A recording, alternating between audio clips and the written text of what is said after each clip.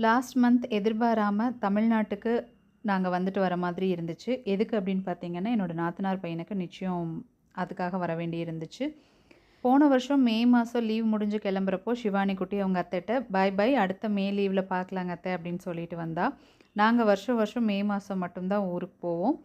இந்த வருஷம் ஸ்ருதி குட்டி 10th படிக்கிறா அப்படிங்கிறதுனால, கண்டிப்பா மே வரலும் நாங்க போக மாட்டோம்னு தான் நெனச்சுட்டு இருந்தோம். அப்பவே நாத்தனார் நெனச்சிருக்காங்க, கல்யாணம் ஃபிக்ஸ் ஆச்சுன்னா வர வேண்டியிருக்கும் அப்படின்னு சொல்லிட்டு.